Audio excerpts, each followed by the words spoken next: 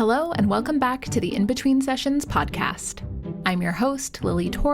I'm a licensed professional counselor in Kansas City, and this podcast is all about the ways you can support your mental health in between your therapy sessions. Today's guest is my dear friend, Alie B. Gorrie. Alie B and I met several years ago at the Jen Waldman Acting Studio in New York City when we were both full-time theater artists. She was also a guest on a different podcast I hosted a few years ago, and when I came up with the idea for this pod, I knew I had to have her as a guest. Alie B is a firm believer in the transformative power of the arts. She's an arts educator, college professor, and arts and health professional based in Birmingham, Alabama. In a given week, you can find Alie B directing children's musicals, teaching audition technique to college students, and bringing creative arts practices into her work at Crescent Grace Eating Disorder Treatment Center in Birmingham. She's also a disability inclusion advocate and is the founder of Songs for Sight, an organization serving children with low vision across Alabama. She has an undergraduate degree in musical theater from Belmont University and a graduate degree in arts and medicine from the University of Florida. All of Alie B's diverse experience comes together in this episode to create an incredible and unique perspective on creativity and self-care, and I'm so excited to share this joyful conversation with you. So let's get started. Hi, Alie B. Gorrie. Hi. This feels so familiar. It feels so right. And I just want to know, what have you been doing in between sessions? Oh gosh, what have I been doing lately in between sessions? I have been learning two new artistic disciplines as of late. So I've been taking adaptive guitar because I'm legally blind, and so I could try to take regular guitar, but why not take it with a music therapist who is like trained to be kind and understanding and empathetic and amazing? That's brilliant.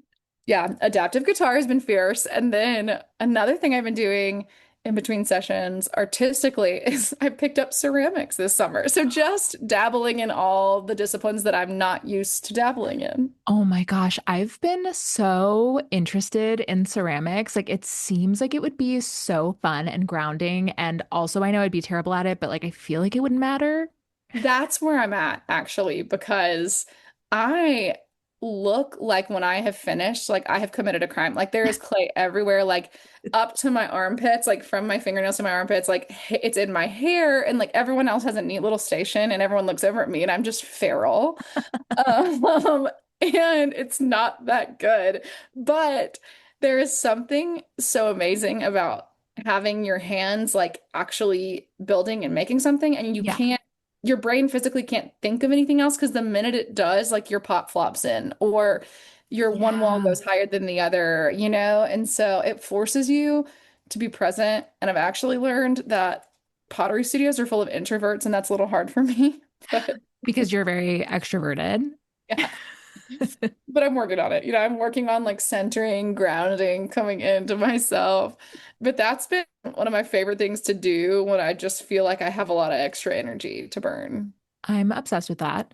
I think that's amazing, and I'm so jealous, and it makes me want to sign up for a pottery class right away. Do it. I'm so curious about how you feel like these creative acts and trying new creative things supports your mental health and yeah, your relationship with creativity in general as a coping skill. Yeah, oh, this is so good. So, nerd alert. But when we all went back to grad school in the pandemic, I'm just kidding, we didn't all, but the collective It we. feels like we all did. It feels like we all did. So, I went and studied arts and medicine, which is bringing the arts into the healthcare and community health space, but not in a way to like process trauma, Hmm. because that is for creative arts therapists. And we'll talk about that difference if you ever want to and geek out about that. But in a way to remind people that they are more than a diagnosis, that they are people first, not patients. I mean, yeah, sometimes they have a band on their wrist and they're in a bed, but like you are you at your core. And like we need the arts to remind us that.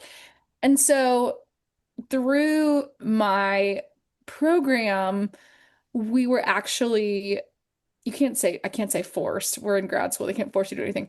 But we were made to dabble in multiple artistic disciplines because it's not just like a music therapist can only practice music therapy, right? They can't be like, and now for my next trick, let's make a mask with paper mache. Like, that's not what they do. But as an artist in residence or an arts and health professional, we get to use a lot of different art forms and like what might best serve a certain population or client or group of people.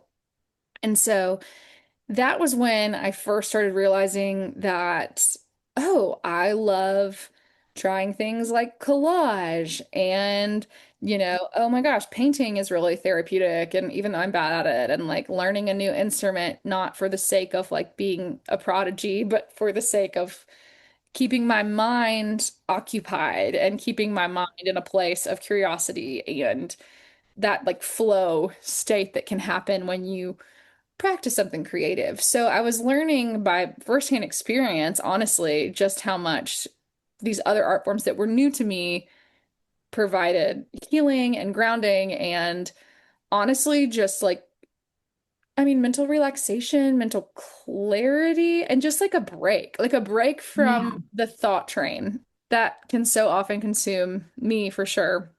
So that's where I was studying it, but I was also practicing it at the same time. I have so many questions. I feel like, okay, the first, I do kind of want to go into those differences between what you're doing and sort of any of the art therapies, because kind of one of the things that I'm wanting to explore on this podcast, and one of the reasons I started it, is sort of this difference between like therapy and things that feel therapeutic. Yes. Yeah, there's like this colloquial sort of like, I don't know why this is the example I always think of, but like Taylor Swift is my therapy. And it's like, she's not, but she Right. might be therapeutic for you. Like listening to her music might be a therapeutic experience. So yeah, I'm Hmm. curious like your thoughts on that and the differences between therapy and what you offer. Absolutely.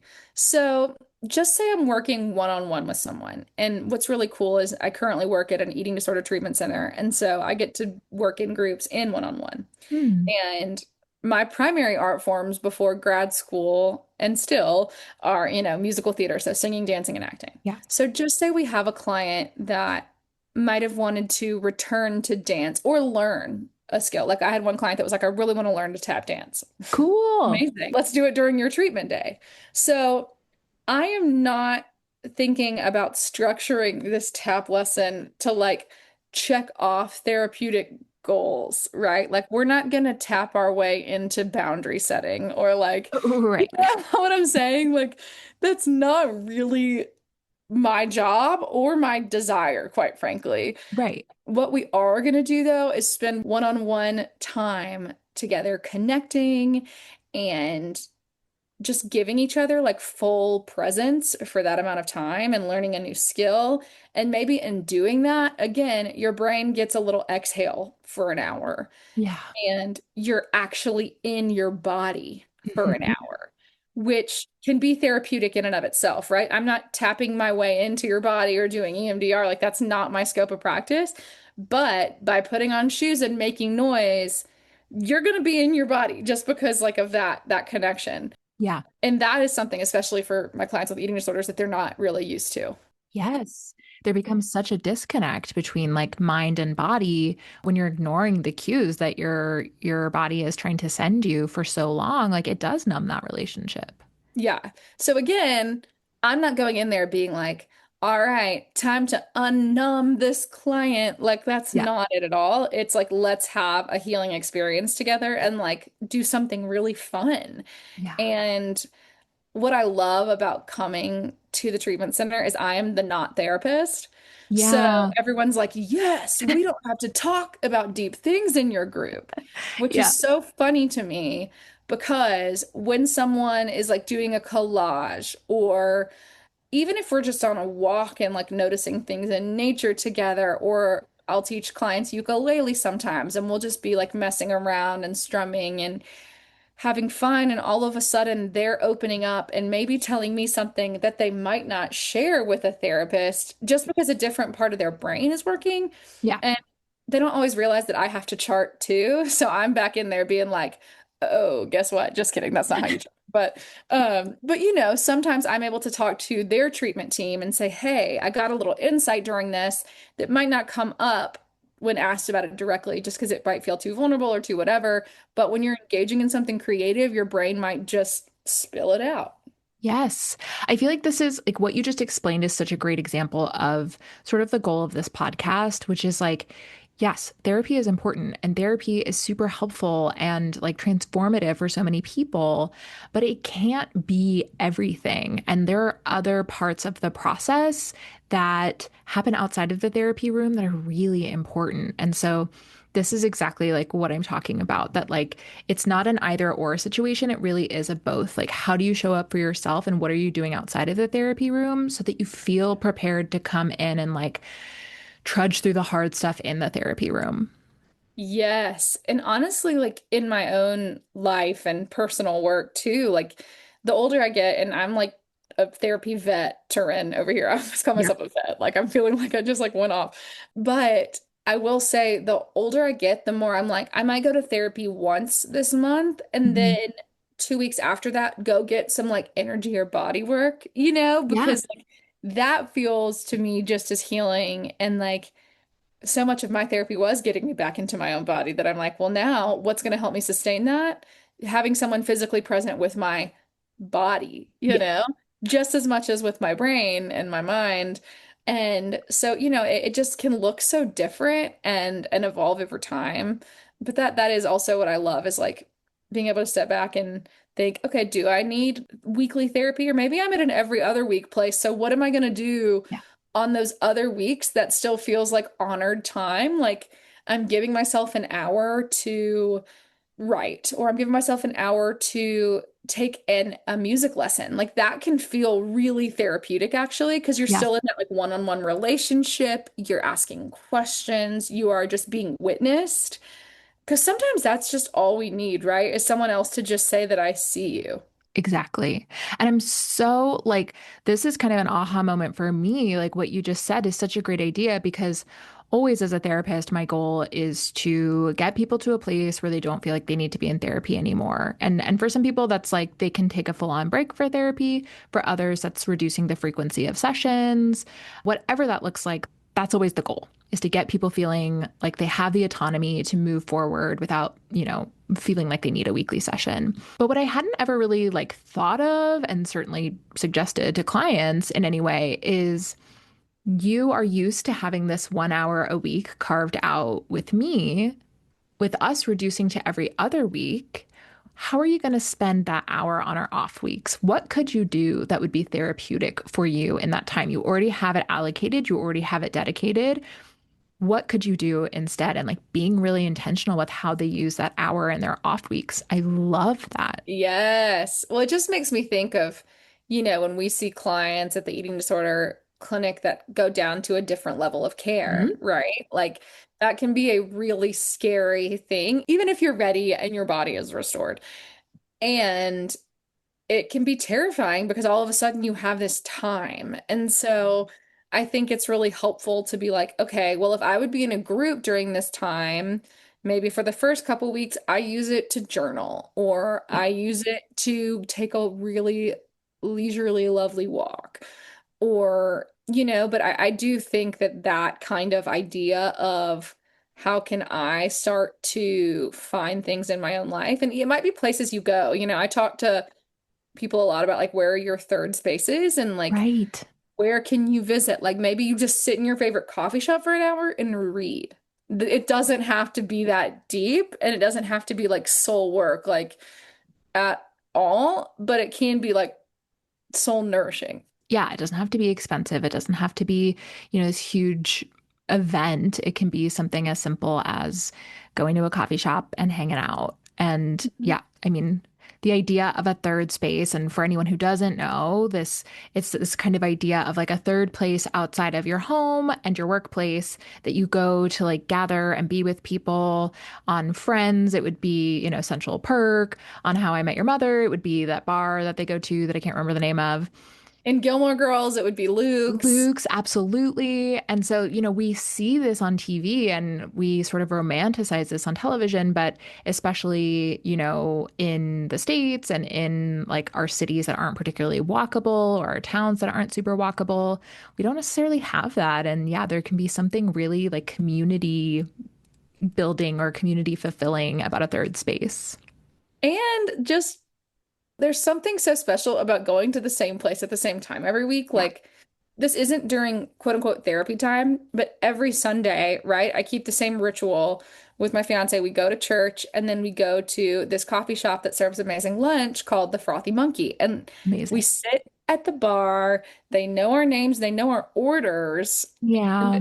We're always there at the same time. And so you also, it certainly isn't a therapeutic relationship. It's just Tyler bringing over the turkey sandwich, but like we have the same exchange every week, and Yeah. it's comforting and the quirky and something there's something so nice about that. So you can find that familiarity even with other people in those spaces. So it's not like your therapist familiarity, but you're like, oh man, it does kind of calm my soul to see the same barista every Wednesday or to go walk in college, actually, when I was in, because I've had my own recovery journey. And so every Friday, a girl from a support group that I went to and I would walk the same loop around a Mhm. lake. And it was just like, this is what we do. Like, there's no other option on a Friday. Right. This is it.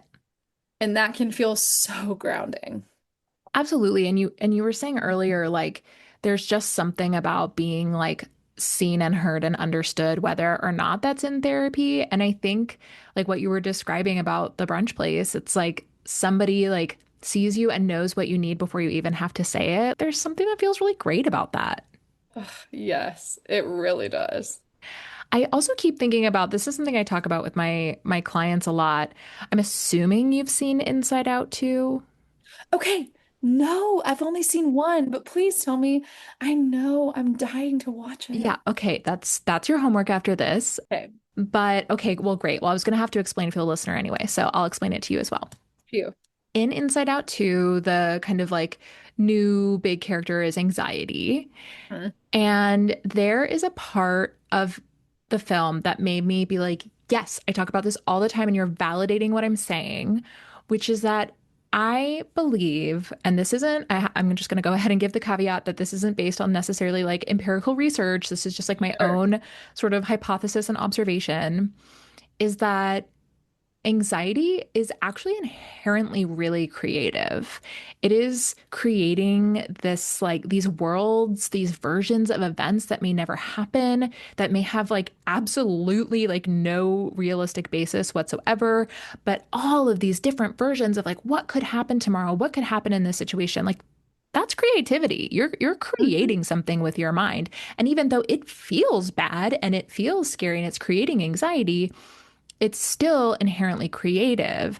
And in Inside Out 2, this isn't a spoiler, there's a part of the film where the anxiety character literally recruits the imagination to create versions of what might happen tomorrow to keep the main character awake and panicking and anxious. And my sort of like extension of that is okay, if anxiety is inherently a creative act, if we are using that creative imagination part of our brain for creativity, it is not available for anxiety to enlist it into creating anxious scenarios. It is that, yes. And I love that. I've started calling anxiety the buzzy feeling because sometimes I feel like my body even feels anxiety before my brain can even make up stories. Like I feel like I've got too much energy to burn, Yeah, right? And that's just been something that I've had to figure out over a lot of time in like my own therapy. yeah, And that's why recently, even working with clay, I'm like, okay, I've got the buzzing. Like, I need to like put my hands in mud and like, then all of a sudden the buzzing goes away, yeah, you know? Or sometimes for me with the buzzing, like, I need to go, take a boxing class because like, but guess what? When I'm boxing and when I'm punching a bag, I'm certainly not worrying about what might happen at dinner in 4 days with my mom and dad. Right. There's no room. So I think you're exactly right. I think creativity is like and engaging in a creative act is the best sort of alternative, or not alternative, but like, I don't want to say cure, but it gets you over the hump for sure. Yeah, absolutely. I mean, again, if we're channeling that creative energy into something actually creative that we are choosing to engage in, that part of our brain's not available to anxiety anymore. And Hallelujah. hallelujah. And I love what you described of the physical sort of manifestation of anxiety and addressing Mhm. that and sort of working through that or burning through that through something like boxing. And then, but then also what you described of like the ceramics is like both sort of that body grounding and channeling and that mental creativity channeling. And so, yeah, there's kind of like different ways to sort of work through and cope through that experience. Absolutely. I also keep thinking about the fact that, you were talking about in grad school that you were strongly encouraged to try out different creative, strategies or Disciplines, yeah. yeah, disciplines, thank you, that aren't necessarily the norm for you or your go-to. And it got me thinking about what was it like for you as someone who was and is a professional musical theater artist, professionally singing, dancing, acting, and kind of the training in that and the practicing in that feels really different. Like sometimes that doesn't even feel all that creative because it's like, No, it feels disciplined and like, yes, a means to a professional end. yes, and there's always something attached, right? Like, Mhm.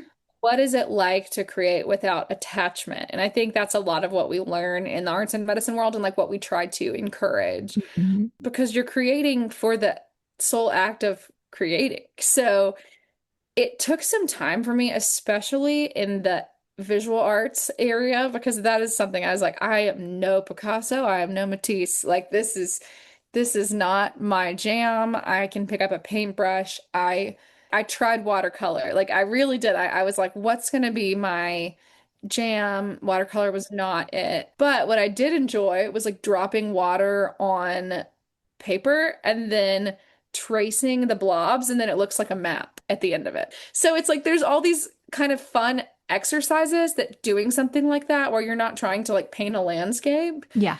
You're just kind of trying to do a mindful exercise, or like coloring or painting a mandala, right? Uh-huh. Like something like that that's repetitive and grounding was really, really cool to me. Or, when I bought my first set of acrylic paints, and there was something really cool, like when I would experience, especially for me, I would be really drawn to using like paint and canvas when I was feeling really big, which is interesting because obviously that wasn't the goal of my grad program. But if I was going to dabble in anything on paint and canvas, like I had to like, for some reason, I was like, this is for the big emotions only. And so Mhm. I learned how to make things textured by using different paste. So like and I was boxing at the time. So I would put this like textured paste and then punch the canvas. And then it would make Cool. these really cool indentions, and it like, oh, it's fabulous. So like once I learned that like you don't have to do it right, you just have to do it in a way that feels like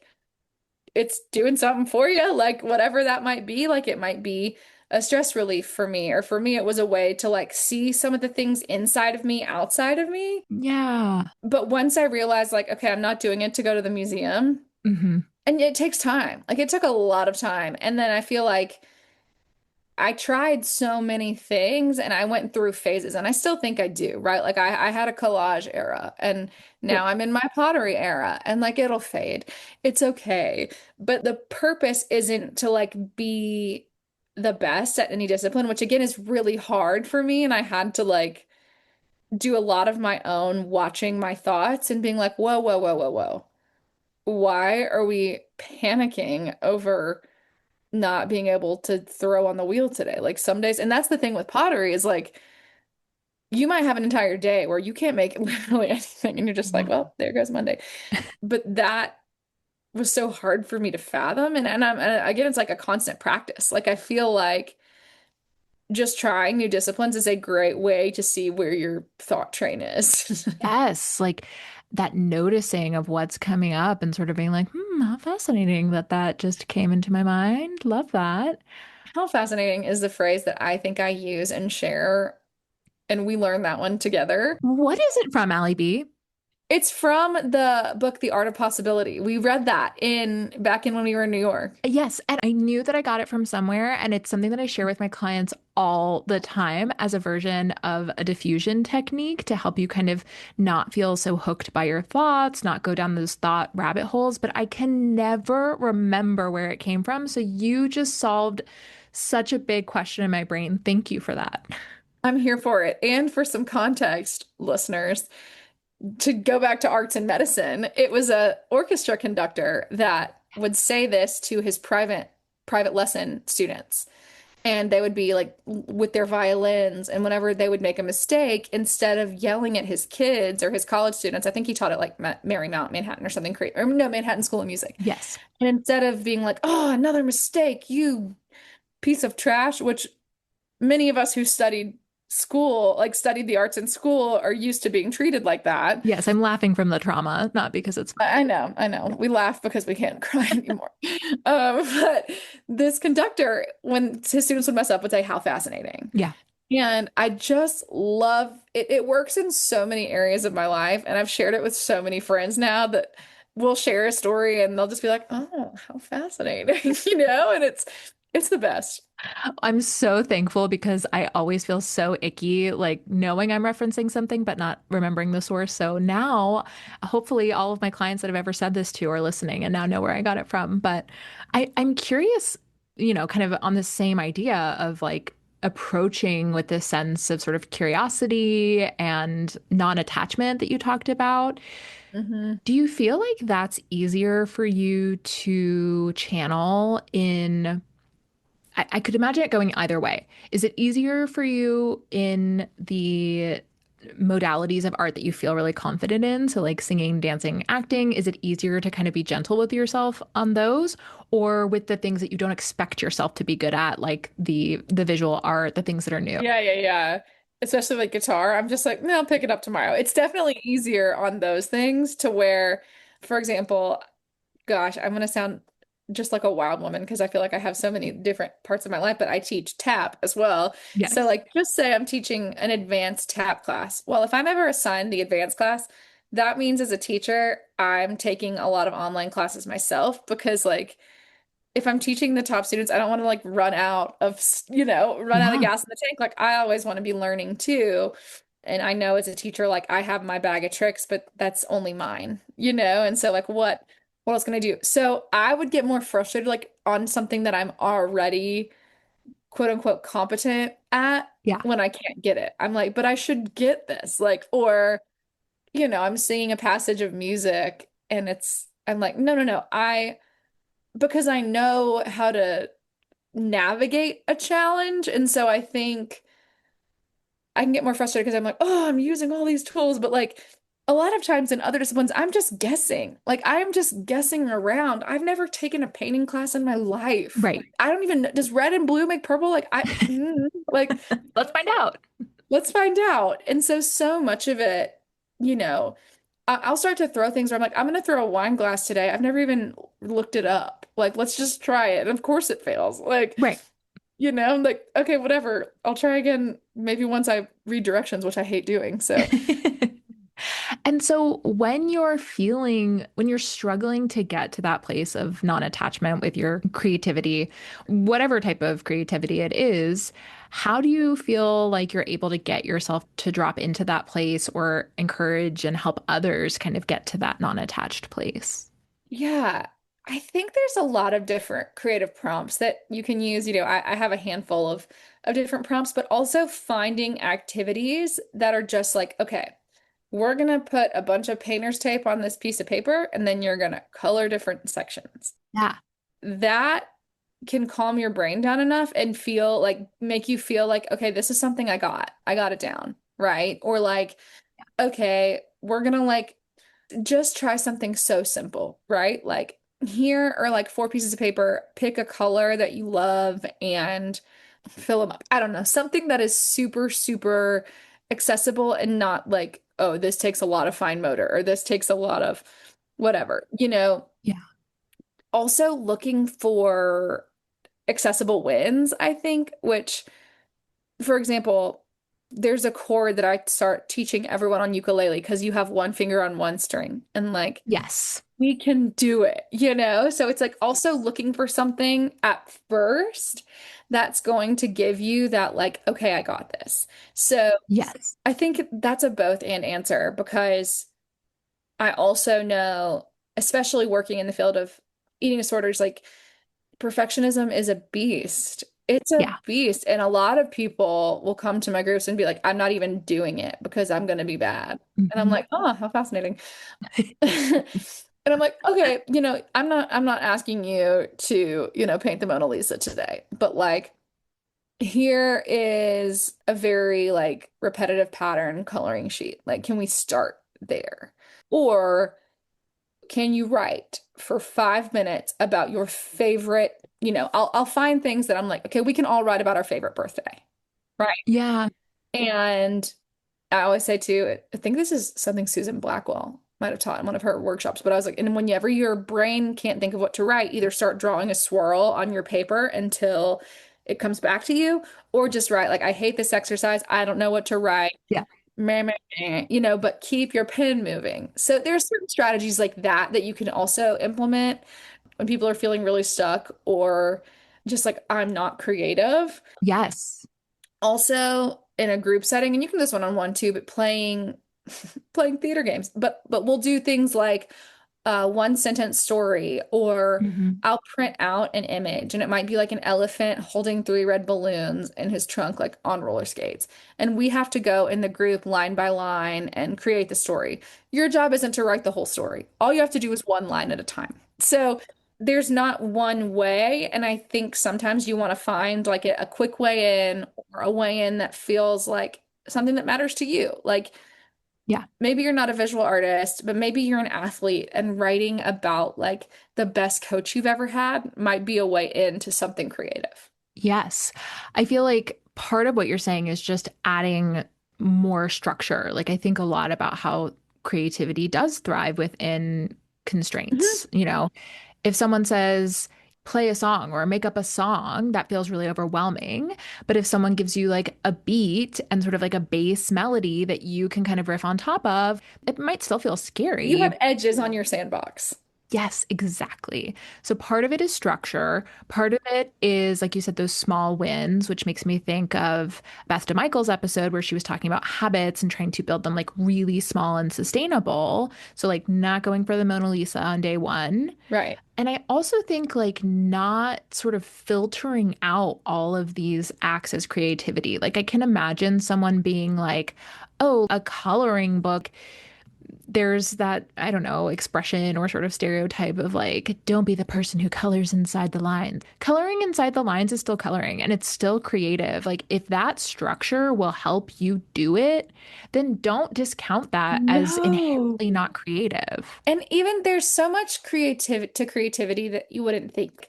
It's creative cooking a meal, Yes. trying to like make a recipe different or adding one new ingredient or, baking something like that is actually engaging in creativity in a way. You know what else is creative? Like going on a walk and like only trying to remember all the green things you saw and then write about the green things and or taking pictures, right? Like getting out your phone camera. Yes. Or, I had one group recently where we made GIFs, like GIFs. You know what I mean? Like I print Oh, out a yeah. bunch of like popular pictures from like memes and GIFs, and I had the clients caption that. That's So amazing. it doesn't have to be, again, the like even specific things that you would consider artistic disciplines. Like I've had clients make commercials before, like there's just so Yeah. many things that aren't necessarily, oh, I'm going to sit down at the piano and do my scales. Like, no, create your own line dance. Like there's something about that. And to what you said about having structure, get a beginner calligraphy book and just do 1 page a day. And if you had a bad day of calligraphy, good news, it's a 100-page book. You get to try again tomorrow. Like, or you can burn the page. Like it's whatever. Literally. And you brought this up a few minutes ago, also creativity being kind of an identity. And so many people identify as not being creative. And, Hmm. part of me thinks that's a definition issue. Like, how are you thinking of creativity? But I also just think it is like an aspect of identity that a lot of people just feel like they innately or inherently don't have, and so it's not available to them. I hear it all the time. And there's this amazing children's book that whenever I have a friend that has a kid, I'm like, here you go. It's called The Dot. And it is about this little girl who's like probably in an elementary school art class. And she says, I can't draw. And her teacher, for weeks, she comes back to class. She's like, I can't do it. I can't do it. And her teacher will like pick up the white piece of paper and be like, oh, it's a polar bear in a snowstorm, And we're Yeah. like, but then after about like the third class, the teacher's like, all I want you to do is pick up your pen and make a mark on the paper. And then she does. She makes a tiny dot. And then the teacher says, now sign your name.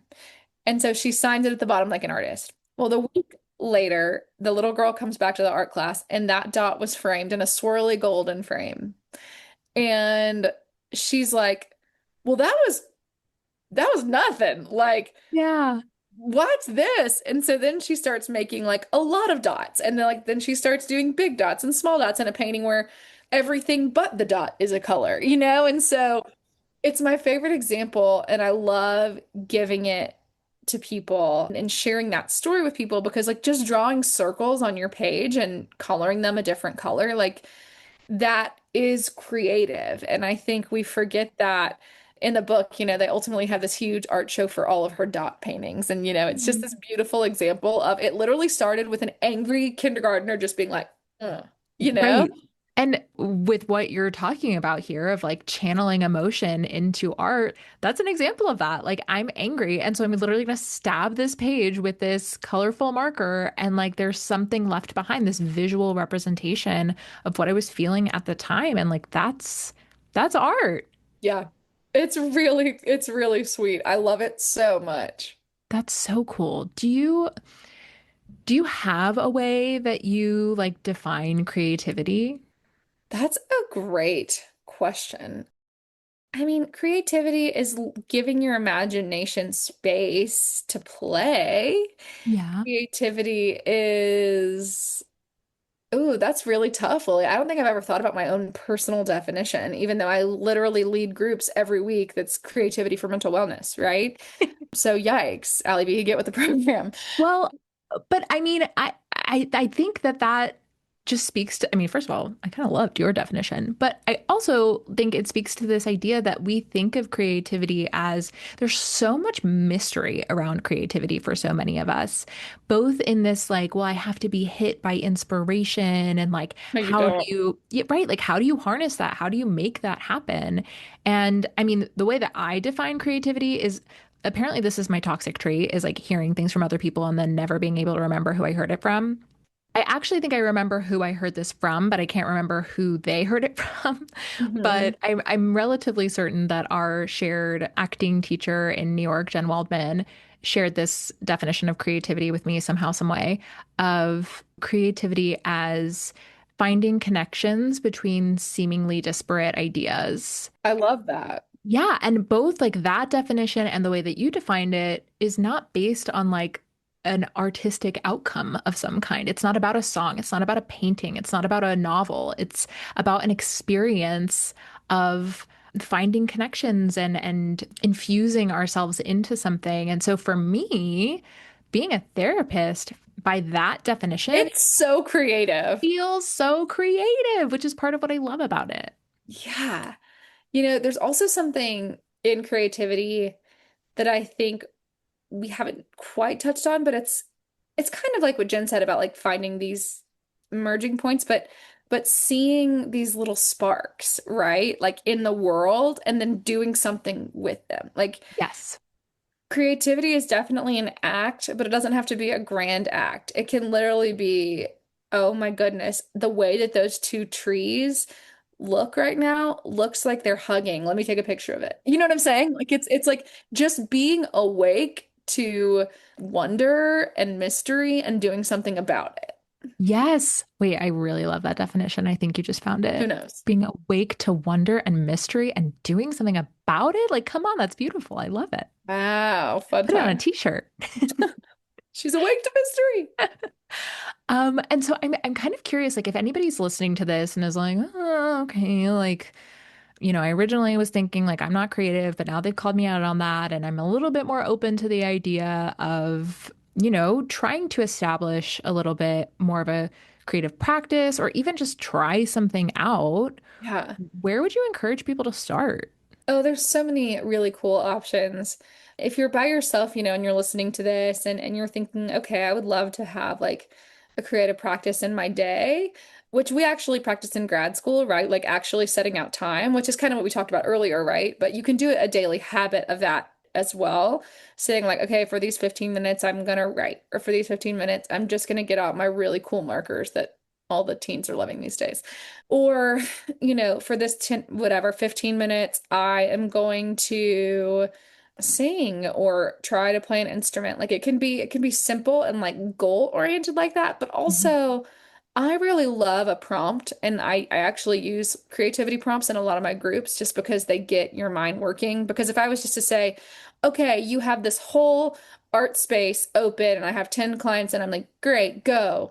Yeah, That's so overwhelming. so overwhelming. But there's a lot of great books and different creativity decks. There's a really cool one that one of my college professors actually wrote called the Kickstart Creativity Deck. Cool. You can get it on stores online, Amazon. But then there's also a really great book that I've been reading for anyone that loves to write called The Book of Alchemy. The Book of Alchemy is really great. And, I don't want to be another person talking about do your morning pages and do the artist way, but it's there. I'm just going to drop that there. Yes, the artist way for anyone who hasn't heard of it. Do you want to provide a little explanation of it? Well, sure. It is really for anyone. I think even saying artist in the title is a little lofty, but I think we're all artistic by nature, Yeah. because we're all creative beings. But basically, it's a book that you go through all of these different weekly practices, and it takes about a couple weeks to get through, a couple months. But they have a practice in there called morning pages, where you write 3 stream of consciousness pages every day for the whole program. And that can feel great, but that can also feel really daunting and Yeah. like structured, because it's like before you do anything, you have to sit and write your morning pages. And I don't want people to tell me what to do like that. So, but that's for people that love structure, which a lot of folks do. Yeah. That's really great. Otherwise, there's so many really cool things you can try in terms of like, I'm gonna get a small kit, and like this is like a small air dry clay kit or a small like crochet, whatever, Yeah. and just try it out. Go to Michael's and get one thing, or you don't even have to shop, right? Go into your backyard and find something that inspires you and then take a picture of it or write about it or Yeah. whatever. But if you are the kind of person that likes a creative prompt, I highly suggest like creativity decks that like give you those kinds of ideas.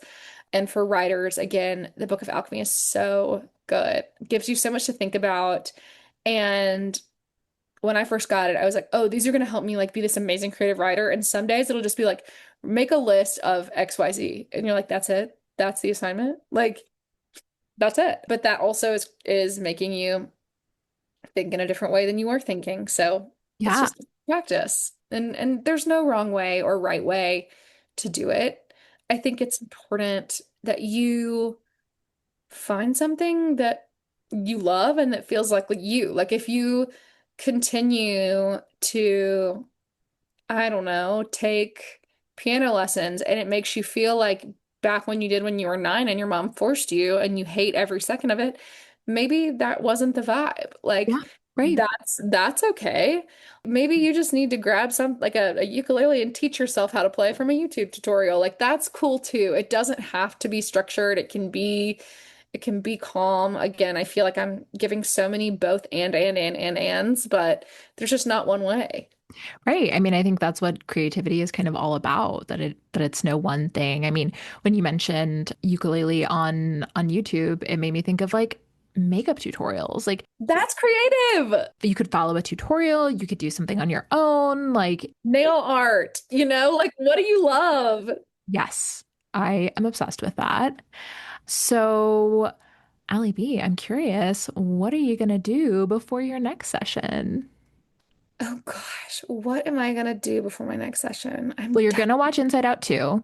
We've already Yes, established that's that. my therapy. I love, gotta love a therapist that gives you some homework. I'm that client. I'm like, and for my next trick, you will tell me to do what? So yes, I'm gonna watch Inside Out too. I am going to really take time. I think right now what I'm needing some is like writing and reflection time. So I know that that's what I need. I'm about to go teach in Jamaica for a week, which is a random thing. So I got to do that between my next session. I'm teaching tap to kids who have never had arts classes. That's amazing. That's going to be so fun. It's going to be so fun, so random. And Wow.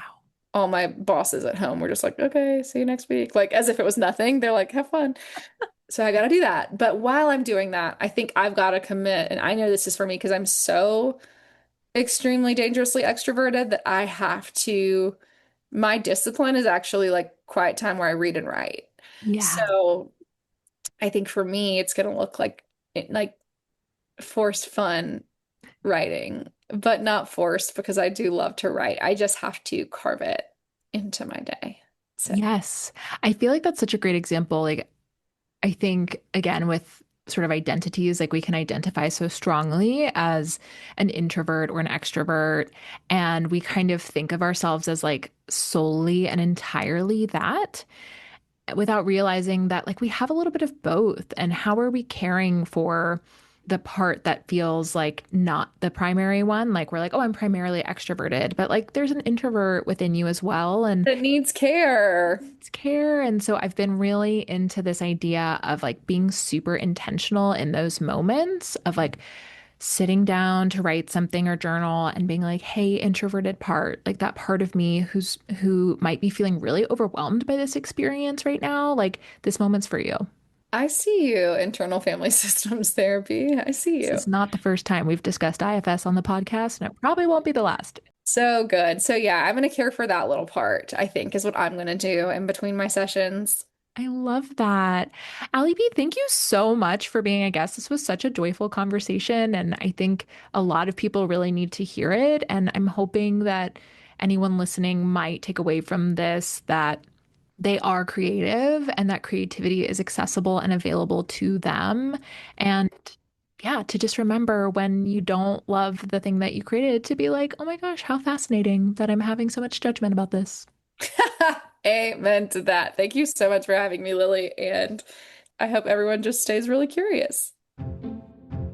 I had such a blast chatting with Alie B. I can't believe the wide variety of ideas for creativity and self-care that she shared with us. Guitar, pottery, tap dancing, walking in nature, fiddling with a ukulele, bodywork, writing, third spaces, reading, boxing, taking pictures on your phone. If you're not leaving this episode feeling inspired to try something, I don't know what to tell you. I personally am feeling inspired to try out pottery after literal years of thinking about it. I've linked all the resources Alie B shared with us in the show notes, so be sure to check those out. I sincerely hope that you found this episode as soul-filling as I did, and that if you did, you'll consider sharing this episode with a friend or on social media, or giving us a review on Apple Podcasts to help this podcast reach more people. Thank you again for listening, and I'll catch you next time in between sessions.